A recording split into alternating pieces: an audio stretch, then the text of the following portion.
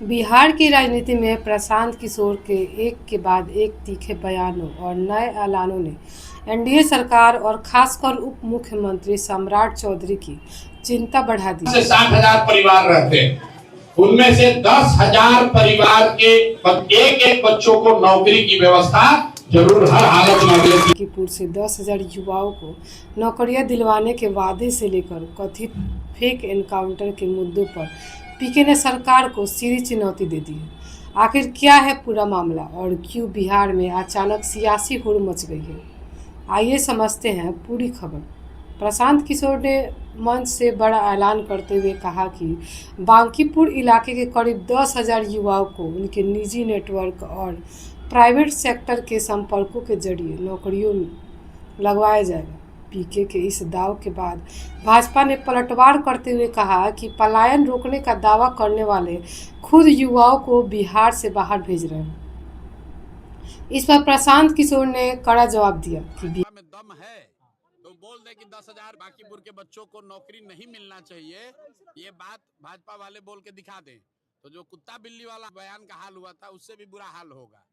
भाई, जब बिहार में नौकरी फैक्ट्री ऑफिस है ही नहीं तो बिहार में रोजगार मिलेगा कैसे? बिहार में फैक्ट्री हो, ऑफिस हो, नौकरी हो, इसकी जिम्मेवारी बिहार के लोगों ने भाजपा को, एनडीए को दी है। हमारी जिम्मेवारी बांकीपुर की है। बांकीपुर में 50,000 परिवार यहाँ करीब रहते हैं, उसमें से 10,000 परिवार के बच्चे जो पढ़ लिख के बेरोजगार बैठे हैं, उनके प्रतिनिधि होने के नाते उनकी नौकरी की जिम्मेवारी हमारी है। मैं आपको सीधे कैमरे पर रिपीट कर रहा हूँ, दम अगर है तो बोल दे कि भाई नौकरी लोगों को नहीं दी जानी चाहिए।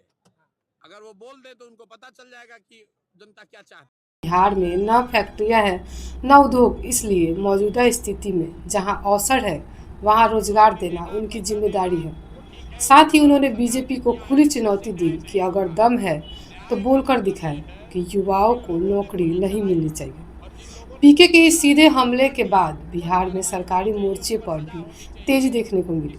पटना के बापू सभागार में सम्राट चौधरी ने खुद पहुंचकर 2027 से अधिक अभ्यर्थियों को नियुक्ति पत्र बांटे।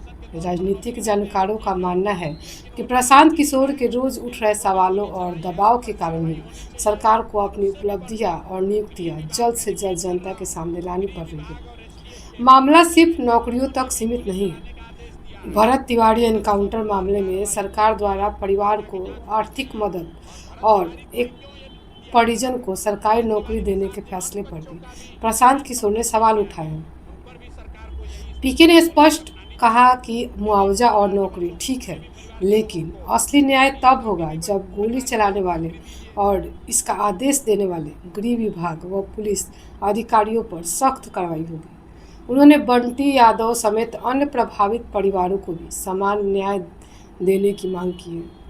कुल मिलाकर प्रशांत किशोर के चुनावी मैदान में सक्रिय होने से बिहार की राजनीति में काम करने और डिलीवर करने की एक नई रेस शुरू हो गई है।